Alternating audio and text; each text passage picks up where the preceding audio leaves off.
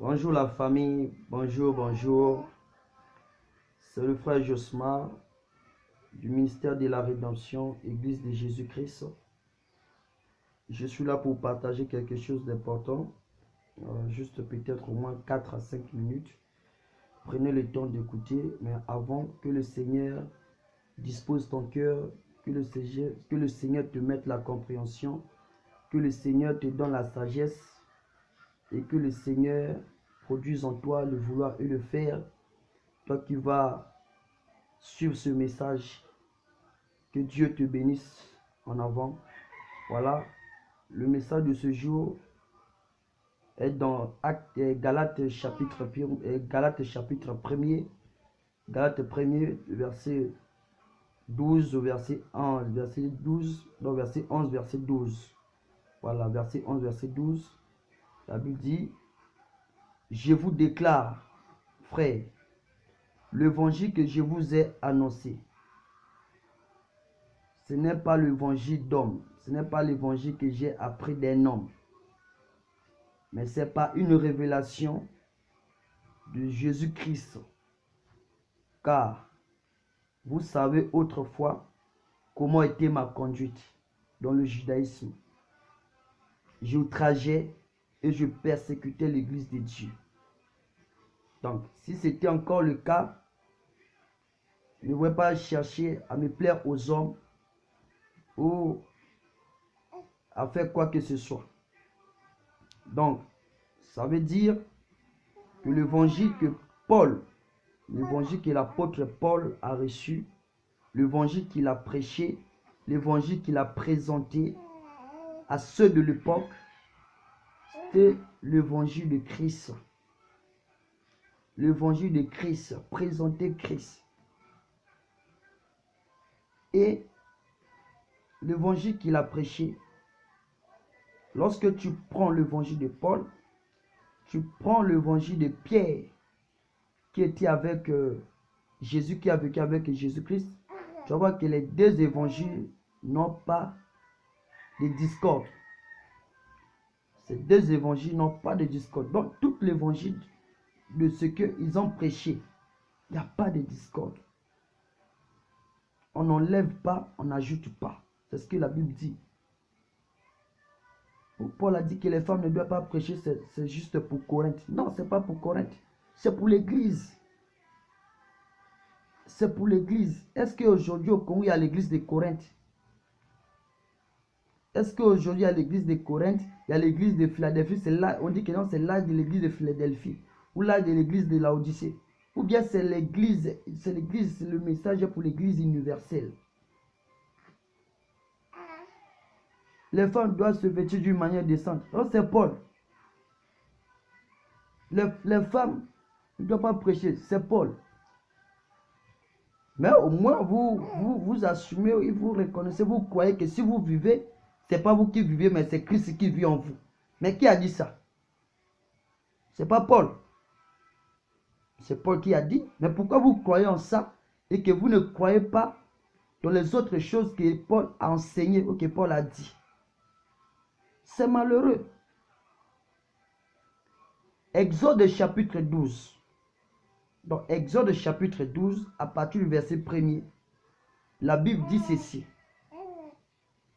Lorsque vous allez manger l'agneau, lorsque vous allez manger l'agneau, mangez l'agneau avec les herbes amères. Avec les herbes amères, je répète, avec les herbes amères. Mais c'est qui l'agneau? C'est qui l'agneau? C'est qui l'agneau? La Bible dit: j'ai vu et je pleurais de ce que beaucoup ne furent trouvés dignes pour ouvrir les livres et d'en rompre les sceaux. Mais le lion de la tribu de Juda a reçu pour ouvrir le livre et d'en rompre les 7 sceaux. Mais au milieu se tenait l'agneau. Et lorsque Jean voit Jésus-Christ venir, en Jean 1,29, il dit: voici l'agneau de Dieu qui ôte les péchés du monde. Voici l'agneau. Donc, Jésus-Christ, c'est l'agneau, dit que la parole s'est faite chair. Le mystère de la piété est grand. Hein? Dieu s'est fait chair. Dieu s'est fait chair.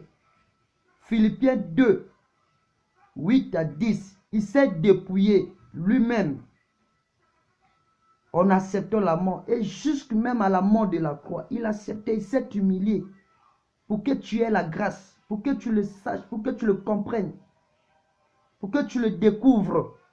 Mais jusque-là, tu ne vois rien. Jusque-là, il n'y a rien, frères et sœurs. L'homme d'aujourd'hui passe. L'homme de demain passe aussi. Mais l'homme de l'éternité ne passera pas. L'homme de l'éternité reste l'homme de l'éternité. Il est le même hier, aujourd'hui et éternellement. C'est lui l'homme de l'éternité. L'éternité que tu cherches, la vie éternelle que tu cherches là, c'est lui cet homme que tu es en train de refouler maintenant. C'est lui cet homme que tu es en train de refouler. C'est lui l'homme là que tu refoules, que tu es en train de refouler. Je répète bien, que tu es en train de refouler. Arrêtez de faire ça, ça fait mal. N'aie pas honte. N'aie pas honte. Si tu ne sais pas, demande à celui qui sait de te montrer. Vous savez, Paul, lorsque vous lisez Galates 2, il a quitté de là où il était après avoir enseigné pendant 14 ans l'évangile qu'il avait reçu par le Saint-Esprit. Il est parti à Jérusalem pour voir d'autres apôtres afin de comparer son évangile. Et lorsqu'ils ont comparé l'évangile auquel Paul a su prêcher, a su présenter, ils ont regardé ce qu'ils avaient prêché, ce que Christ aussi les avait donné. C'était la même chose. Ils ont donné à Pierre la main de l'association. Mais quel est cet évangile que tu prêches, frère? C'est quel évangile que tu as cru? Est-ce que c'est l'évangile de Christ? Parce que c'est cette parole-là qui va te juger. C'est cette parole qui est ton juge. N'ignorez pas. N'ignorez pas.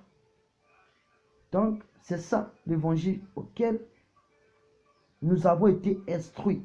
Que nous sommes censés être instruits pour conserver la marche, pour garder la foi, pour surmonter les obstacles, les épreuves. Aujourd'hui, bon nombre de personnes se sont retirées de l'évangile à cause de ce qu'ils ont reçu, à cause de ce qu'ils avaient été enseignés, alors que ce n'était pas ça. La Bible déclare malheur à celui qui sera l'auteur du scandale. Malheur à ceux-là. Donc, en tout cas, c'est quelque chose qui me brûlait vraiment le cœur. Je n'ai pas vu la discorde entre les apôtres. Mais aujourd'hui, il y a la discorde entre ceux-là qui viennent. Bon, d'ailleurs, ce n'est pas votre faute, parce qu'il a été déjà écrit qu'après moi viendront des loups ravisseurs. Et la Bible déclare dans le chapitre de Galates, au verset 8, que si quelqu'un vient, que ce soit un homme ou un ange ou un homme, pour vous annoncer un autre évangile que nous vous avons prêché, que la personne soit anathème, qu'il est déjà maudit. Même si tu es un ange dessus, un esprit incarné, je te maudis parce que ce n'est pas ça l'évangile que tu es en train de donner. Je maudis, ce n'est pas un péché.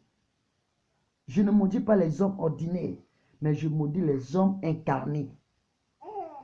Vous êtes maudits et perdus d'avance. Au nom du Seigneur Jésus. Que Dieu vous bénisse. Amen.